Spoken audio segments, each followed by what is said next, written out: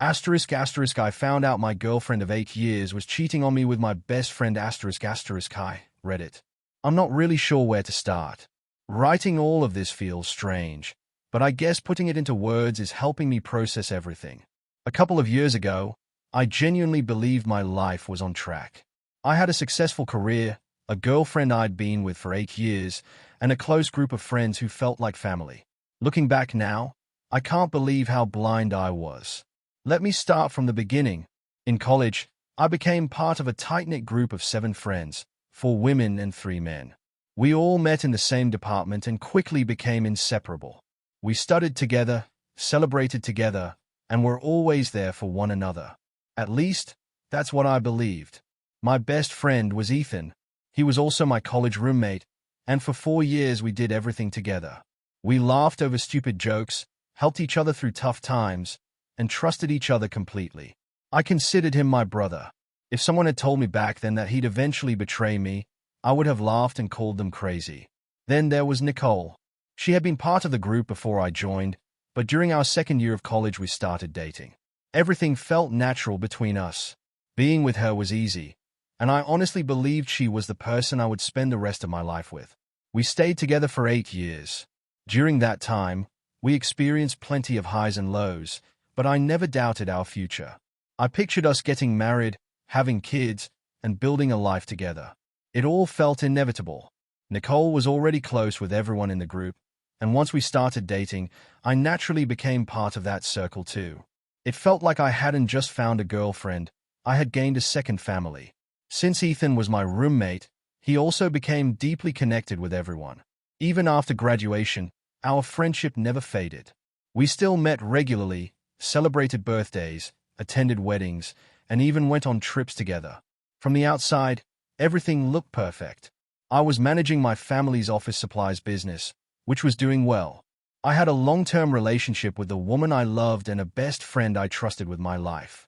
But looking back now, I can see the warning signs I completely ignored. About a year before Ethan's wedding, Nicole and I started arguing more often. I felt ready to take the next step. I wanted to get married and start a family. Every time I brought it up, though, she found a reason to delay it. She would say things like, "I'm not ready yet," or "let's wait a little longer." At first, I accepted her reasons. We both had careers, and I figured there was no rush. But after a while, her excuses stopped making sense. We had already been living together for 4 years. Our finances were stable, and I was earning more money than ever while running my father's business. Marriage felt like the obvious next step.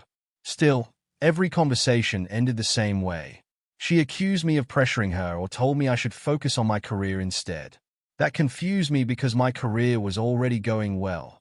Around the same time, I noticed she was spending more time away from home. She stayed out later with our friend group, went to parties I wasn't interested in, and often spent weekends with friends while I worked. I never questioned it. After 8 years together, I trusted her completely. Why wouldn't I? Looking back, I realize I was incredibly naive. Nicole never acted cold or distant. She still smiled, laughed, and treated me like everything was fine.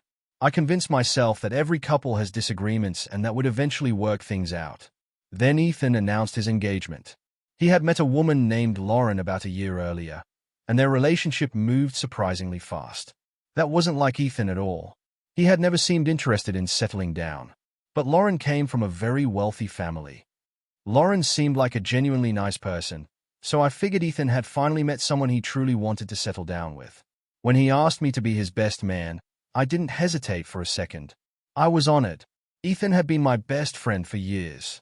He'd stood by me through some of the hardest moments of my life, and I wanted to be there for him on one of the biggest days of his. Nicole was just as excited about the wedding. She had been helping Lauren with the planning and discussing bridesmaid dresses. Since she'd always been close to Ethan, none of it seemed unusual to me. The wedding itself was a huge event, held at a beautiful luxury hotel. Nicole and I drove there together the day before. Even though our relationship had been rocky lately, I was hopeful. I kept telling myself that maybe spending the weekend together would help us reconnect. Weddings have a way of reminding people why they fell in love, don't they? Unfortunately, shortly after we arrived, I felt one of my migraines coming on. I get them occasionally, especially when I'm stressed or exhausted. Nicole wanted to attend the rehearsal dinner, so I told her to go ahead while I stayed in the room to rest. As the evening went on, my headache got even worse. Then I realized I'd forgotten my medication. I decided to go out to the parking lot, grab the car, and drive to a nearby pharmacy. That's when my entire world fell apart. I saw Ethan and Nicole sitting in my car, kissing. Not a quick, innocent kiss. They were wrapped up in each other like two teenagers sneaking around behind someone's back. For a split second, I honestly thought my eyes were playing tricks on me. I just stood there, frozen. I couldn't move. I couldn't think. I simply stared at them while my brain desperately tried to convince itself there had to be some other explanation. There wasn't. They never even noticed I was there. They were completely absorbed in each other. I have no idea how long I stood there. Maybe 30 seconds. Maybe a full minute. It felt like forever. My chest tightened, my hands started shaking, and I honestly thought I was going to throw up. Part of me wanted to run over and confront them immediately. Instead, I turned around and walked away. My emotions were completely out of control, but I knew exploding in the parking lot wouldn't accomplish anything. I needed time to think.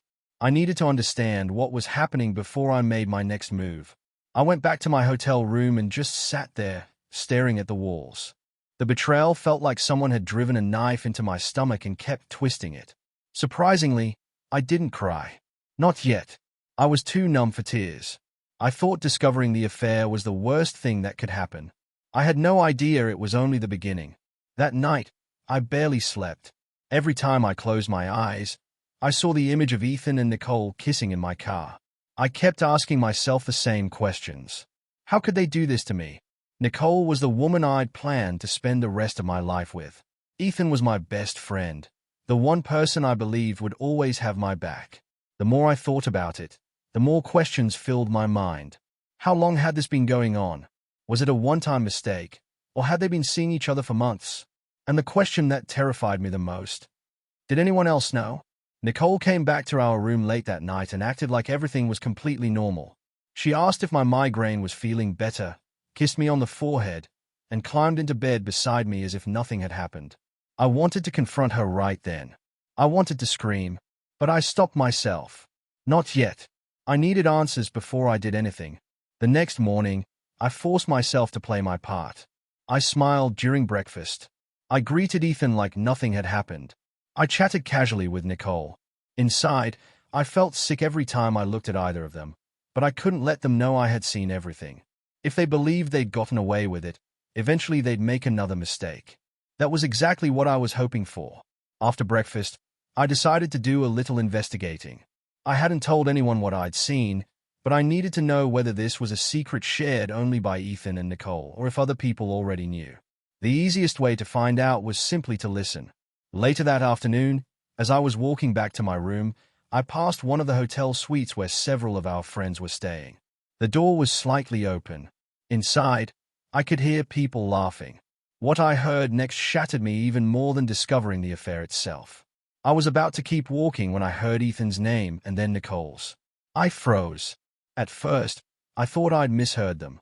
But then I heard Kyle, one of the guys from our friend group, joking about Ethan and Nicole's secret rendezvous. He laughed and said something like, "One day they are finally going to get caught." Everyone in the room burst out laughing. That's when it hit me. They knew. Every single one of them knew. My stomach dropped. It wasn't just my girlfriend and my best friend betraying me. Our entire friend group had been keeping their secret. They'd all known what was happening behind my back. The worst part wasn't even the affair. It was the laughter. Not one of them seemed to care how much this would destroy me. They weren't uncomfortable or guilty. They were joking about it like it was entertainment. In that moment, I realized this wasn't just betrayal. It was humiliation. These were people I'd trusted for years. People I had celebrated birthdays with, traveled with, and considered family. And now they were sitting together, laughing at me while helping Nicole and Ethan hide their relationship. I couldn't listen anymore. Before anyone noticed I was outside the door, I quietly walked away. But their laughter followed me all the way back to my room. Suddenly, everything felt even bigger than just Nicole and Ethan cheating on me. Every single person I trusted had been lying to my face. When I got back to my room, the weight of everything finally crashed down on me. I sat on the edge of the bed, trying to breathe. My hands were shaking. Tears filled my eyes, but I refused to let them fall. At that moment, crying felt like giving in. Instead, I just sat there for what felt like hours, thinking. There was one thing I knew for certain. I wasn't going to let this go. I could have confronted Nicole and Ethan privately, but why should I? They had spent who knows how long humiliating me behind my back.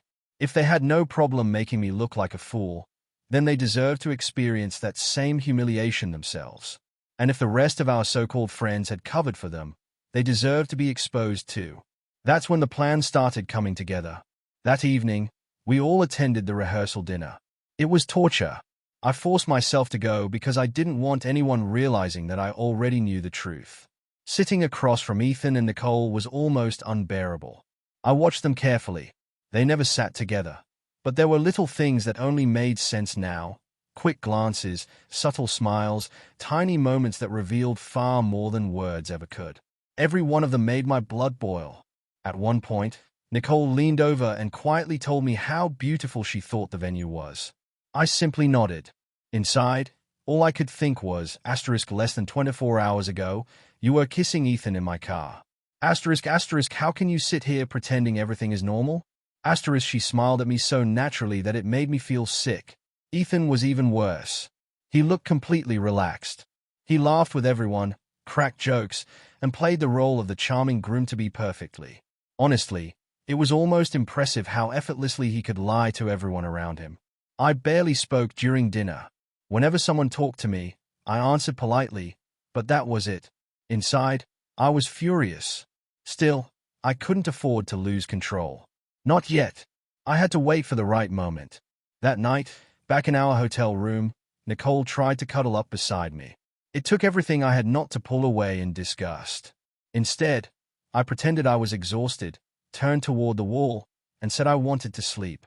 She didn't question it. A few minutes later, I could hear her breathing slow as she drifted off.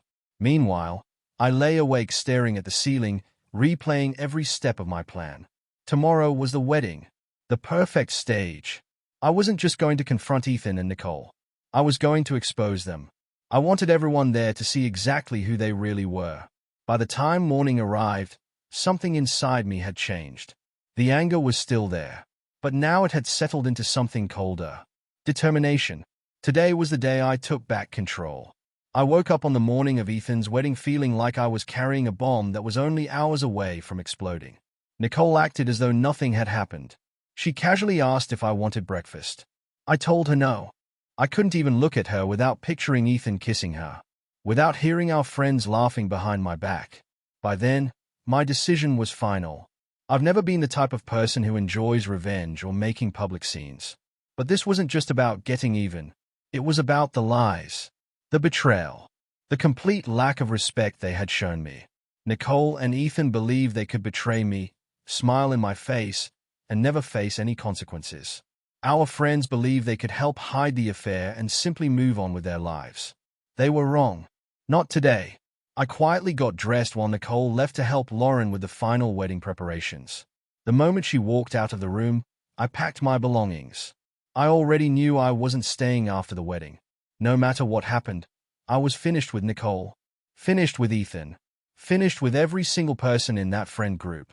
I wanted everything packed so I could walk away without ever looking back. When it was finally time to head to the ceremony, I slipped on my suit, checked myself in the mirror, took one deep breath, and walked out, knowing that before the day was over, everyone's lives were about to change forever.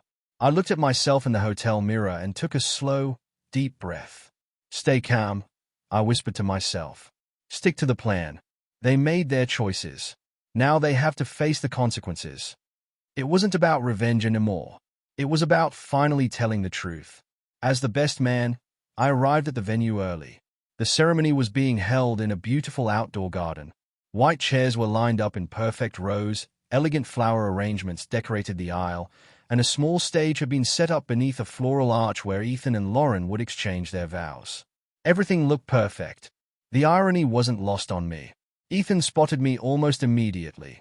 He walked over with a huge smile on his face and slapped me on the back like nothing had happened. "You ready for the big day, man?" he asked. I forced a smile. I couldn't be more ready. If he noticed the coldness in my voice, he didn't show it. He was too busy greeting guests, shaking hands, laughing, and playing the role of the perfect groom. Watching him act so confidently after what I'd seen made me sick. Nicole was already there too, chatting happily with the bridesmaids. She looked completely relaxed, smiling and laughing as though she'd done nothing wrong. I avoided her. I knew that if she tried to start a conversation with me, I might lose control before the right moment. So I kept my distance and waited. As guests filled their seats, excitement spread through the garden.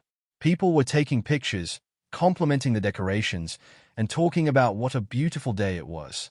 Eventually, everyone settled into their seats. Ethan stood at the front, dressed in his tuxedo, looking exactly like the picture-perfect groom. Nicole sat a few rows back where I could see her clearly.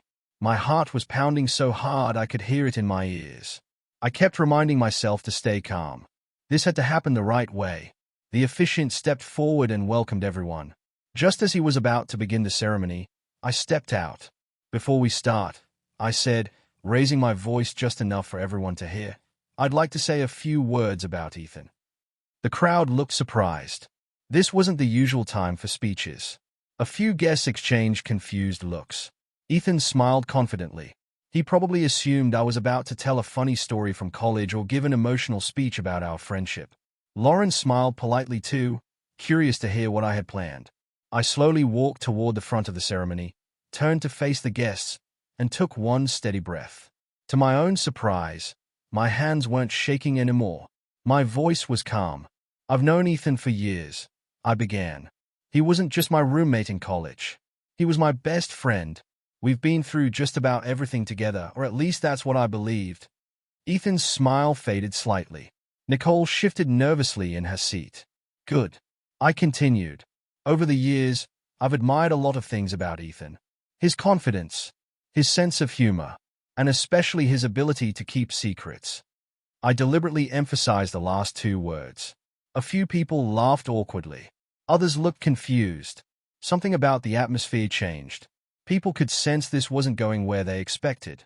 Ethan's face started losing color. "Last night," I continued, "I found out just how good Ethan really is at keeping secrets." The garden became completely silent. It turns out he's been hiding something from all of us. Something I believe Lauren, and everyone else sitting here, deserves to know. Lauren looked from me to Ethan with a confused expression.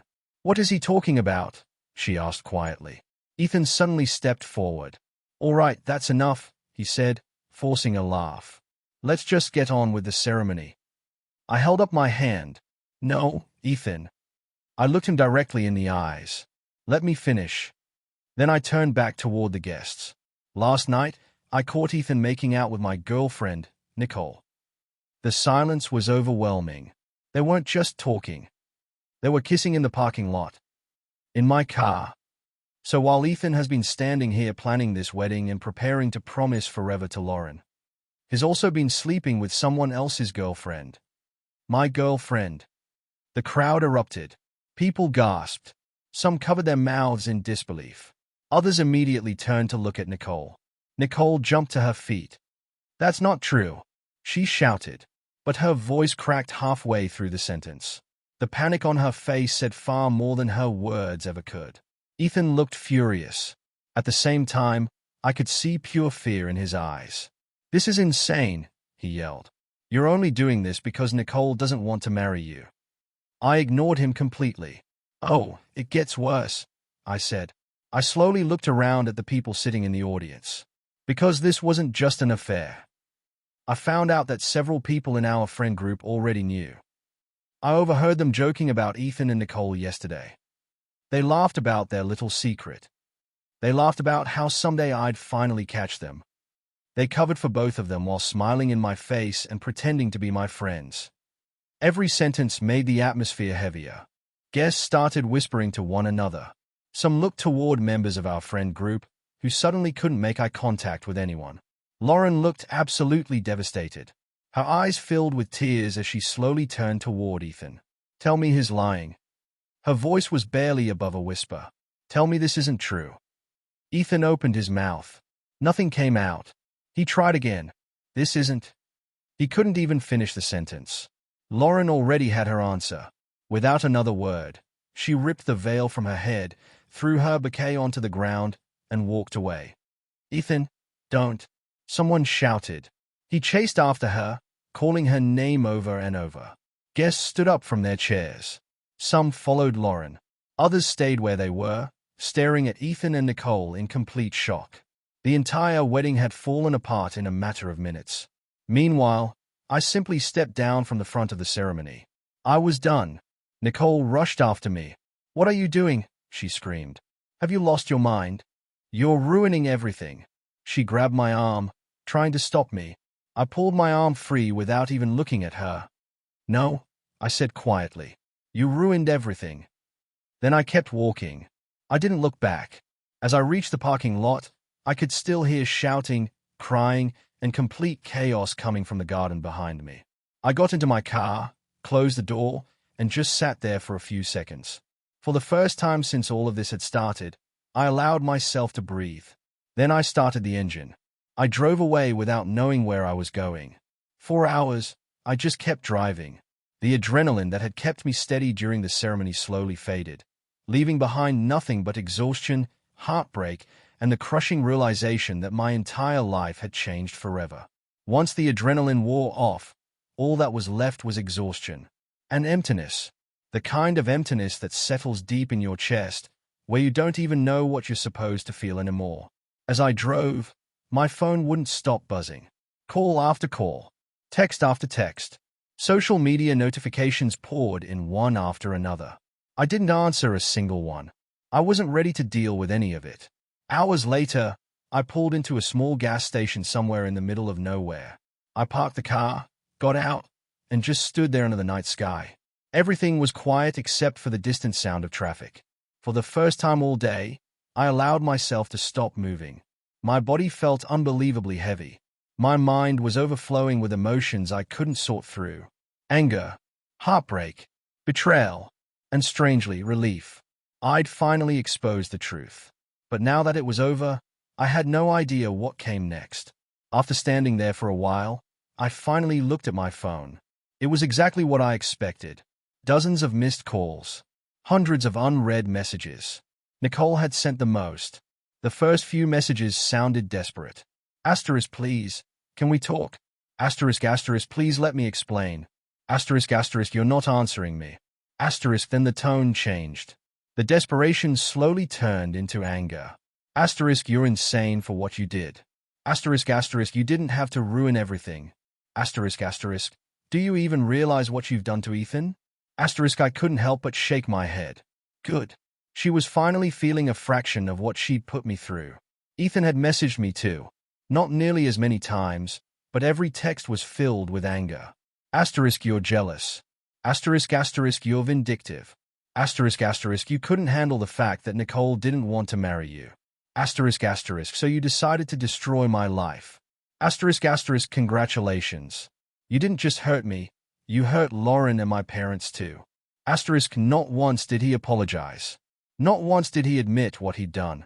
According to Ethan, somehow I was the villain. The rest of our friend group started reaching out as well. Some were furious with me. They accused me of embarrassing everyone and said I should have handled things privately. Others tried taking the middle ground. They apologized while claiming they didn't know the full story. As if that somehow excused months, or maybe years, of helping hide the affair. I ignored every single message. There was nothing left to say. Instead of going back to my apartment, I drove straight to my parents' house. I hadn't stayed there in months, but at that moment, I needed to be around people who genuinely loved me. When my mom opened the front door, she took one look at my face and immediately knew something was terribly wrong. She didn't ask questions. She didn't pressure me to explain. She simply wrapped me in a hug and quietly said, "You can stay here as long as you need." That was exactly what I needed to hear. The next morning, the real fallout began. Nicole called again. This time, I let it go to voicemail. When I listened to it later, her voice sounded exhausted. She was crying. "Please, can we just talk? I know you're angry. But we've been together for 8 years. Don't throw all of that away over one mistake. I need a chance to explain. I actually laughed. Not because it was funny, because I couldn't believe she'd called it one mistake. One mistake? No. A mistake is forgetting an anniversary. A mistake is saying something hurtful during an argument. This wasn't a mistake. It was a decision. A long series of decisions. Every secret message. Every lie. Every excuse. Every stolen moment with Ethan. She had chosen to betray me again and again. And she had chosen to do it with my best friend. There was no explanation that could erase that. Ethan kept texting too. His messages were no different. Asterisk, you had no right to do what you did. Asterisk, asterisk, you should have confronted us privately. Asterisk, asterisk, instead, you humiliated me in front of everyone. Asterisk, asterisk, you're just bitter because Nicole doesn't love you anymore. Asterisk, for a brief moment, I questioned myself. Had I gone too far? Maybe I should have handled it differently. But then another memory came rushing back. Kyle laughing. Everyone in that hotel suite laughing. Making jokes about Ethan and Nicole while I walked around completely unaware. That erased every bit of doubt. No, I hadn't gone too far. If anything, they'd gotten off easy. 2 days after the wedding, I finally heard something about Lauren. One of Ethan's groomsmen, someone I barely knew, sent me a message. Thought you should know. Lauren officially called off the wedding. She's staying with her parents. Ethan's a mess. His parents found out everything. They're furious and kicked him out. I stared at the message for a long time. Honestly. Good. Ethan deserved every bit of it. The only person I truly felt sorry for was Lauren. She had done absolutely nothing wrong. She was an innocent person caught in the middle of someone else's lies. I never wanted to hurt her, but she deserved to know the truth before marrying someone capable of living a double life. As for Nicole, she was still living in our apartment. I couldn't even imagine walking back into that place.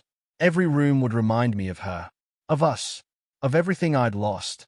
So instead of going myself, I called my brother. I asked him if he could pack my belongings. He never asked why. He simply drove over, boxed everything up, and brought it to me.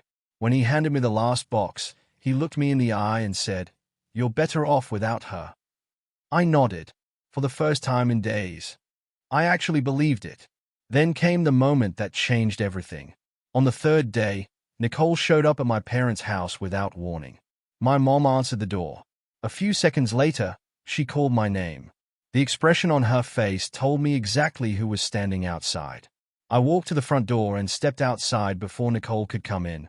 I didn't want her creating a scene inside my parents' home. The moment I saw her, I barely recognized her. Her eyes were swollen. She looked exhausted, like she hadn't slept since the wedding. "We need to talk," she said quietly. I folded my arms. "About what?" She immediately started talking. The words poured out of her. She apologized, then blamed stress, then blamed confusion, then blamed our relationship. She insisted she never wanted any of this to happen. She claimed Ethan didn't mean anything. According to her, she'd just been confused. Then she looked at me and said something I'll never forget.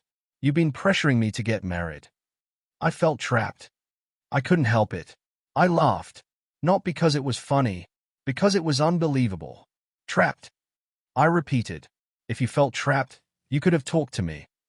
You could have ended the relationship. You could have walked away. Instead, you chose to cheat. And you chose my best friend. "If that's really how you felt," I said, "you could have talked to me. You could have ended our relationship." I looked her straight in the eyes. But instead, you chose to cheat on me. With my best friend. So don't stand here and try to make this my fault. Her face crumpled, and tears filled her eyes. But by then, I didn't feel sorry for her. Not even a little. She wasn't there to take responsibility for what she'd done. She was there because she wanted relief from the consequences of her own choices. The moment she realized I wasn't going to forgive her, her entire attitude changed. She stopped apologizing. Instead, she started blaming me. "You didn't have to do what you did," she snapped. "You embarrassed me. You embarrassed Ethan. You embarrassed everyone." I stared at her for a long moment before answering. My voice was calm, cold. "No, you embarrassed yourselves. She didn't have a response. She just stood there crying. After a few more seconds, she turned around and started walking away. Halfway down the driveway, she looked back one last time. "I hope you're happy," she said through her tears. "You've ruined everything." I watched her leave. For the first time since discovering the affair, I didn't feel angry. I didn't feel heartbroken. I just felt free. It was strange, but it finally felt like I could breathe again. The fallout from what happened at the wedding spread much further than I expected. News traveled fast through our mutual friends. Before long, everyone had heard some version of the story. People quickly picked sides. A few reached out to apologize. They claimed they hadn't realized how serious things really were or said they regretted staying silent. Others defended Ethan. They insisted I'd gone too far by exposing everything at the wedding and ruining his big day. I honestly didn't care what any of them thought anymore. One by one, I blocked them all. Nicole, Ethan, Kyle, every member of that friend group. By the end of the week, every single one of them was gone from my life. It hurt losing people I'd considered family for years. But keeping people like that around would have hurt even more. I'd rather be alone than surrounded by people who lied to my face. Still, the more I thought about everything that had happened, the more one thing kept bothering me. Nicole and Ethan weren't the only ones responsible. The rest of the group had known. They'd covered for them. They'd laughed behind my back. They'd watched me live a lie without saying a single word. They weren't innocent bystanders. They were part of it. I could have simply walked away and left it all behind. But something about that didn't sit right with me. They had treated me like a joke. They believed there would never be consequences. I wasn't interested in screaming at them or getting into public arguments. I wanted them to face the consequences of their own actions. Quietly, without them ever seeing it coming. The first person I thought about was Kyle. Out of everyone, he had been the loudest that night outside the hotel suite. He was the one making jokes about Ethan and Nicole eventually getting caught.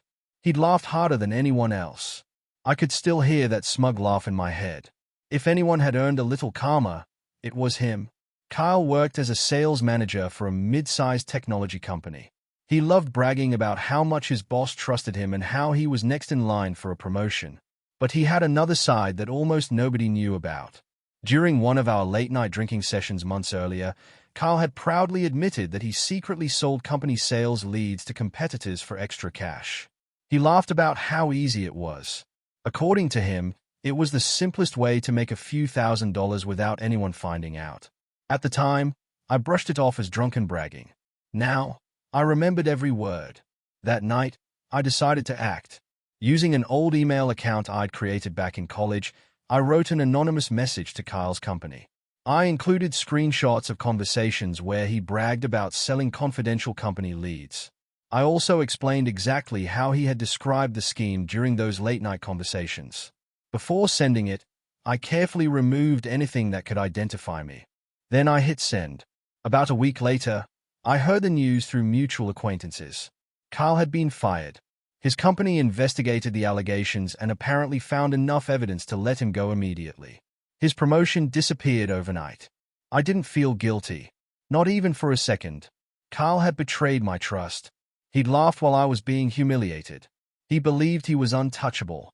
Now he knew what it felt like to lose everything because of his own choices. The next person I thought about was Sarah. Unlike Kyle, she hadn't been loud or outspoken. She always claimed to stay neutral whenever drama happened in our friend group. But after everything I'd learned, I realized something. Sometimes neutral just means choosing the side that's more convenient.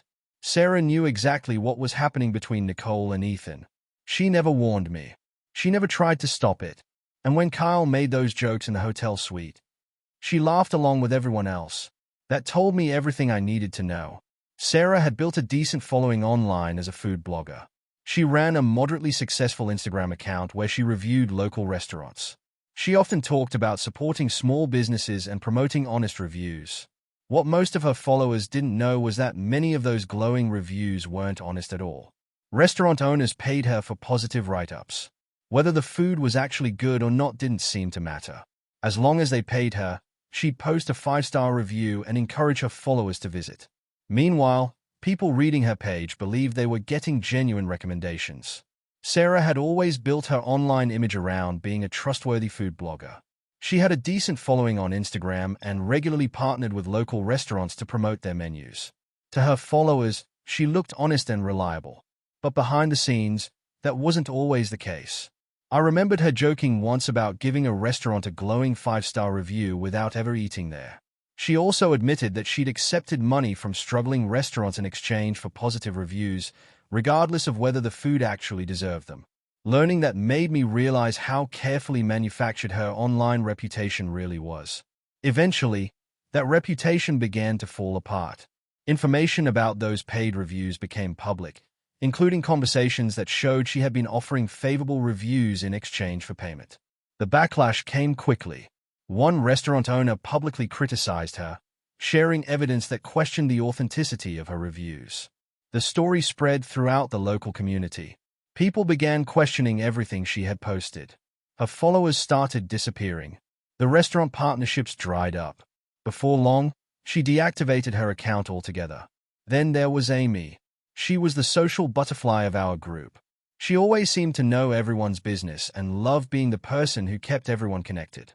Ironically, even after everything, she still acted friendly whenever she spoke to me. But I hadn't forgotten what I'd heard outside that hotel suite. She might not have laughed as loudly as Kyle or Sarah, but she never stopped anyone else from doing it either. Amy worked as a marketing consultant, and her professional reputation meant everything to her. She constantly talked about important clients, networking events, and career opportunities. Years earlier, during one of our more personal conversations, she'd admitted something she never wanted anyone else to know. She had dropped out of college before finishing her degree but continued presenting herself as a graduate while building her career. Eventually, questions about her credentials surfaced. Her employer looked into the matter, and one of her biggest clients decided to end their relationship with her. Although she wasn't immediately fired, the damage to her reputation was significant. Word spread quickly throughout her industry, and finding new work became much harder than it had been before.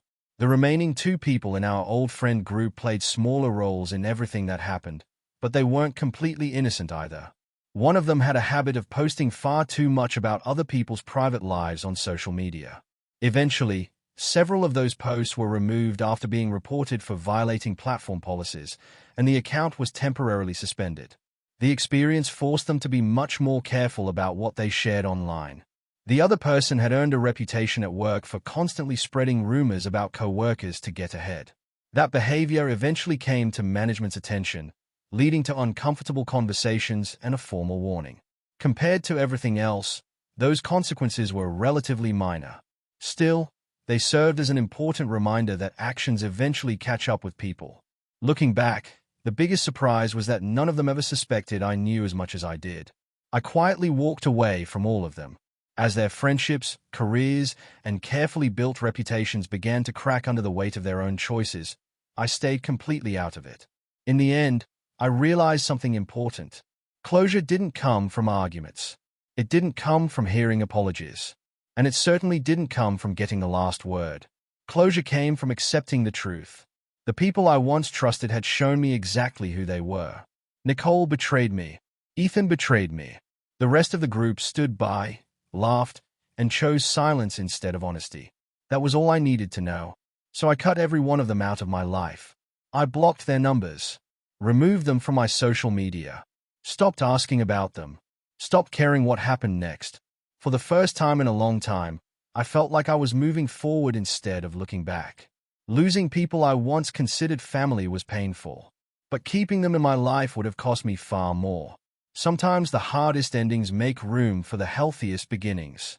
And while I never got back the 8 years I lost, I walked away with something far more valuable. My self-respect. In the end, that was enough.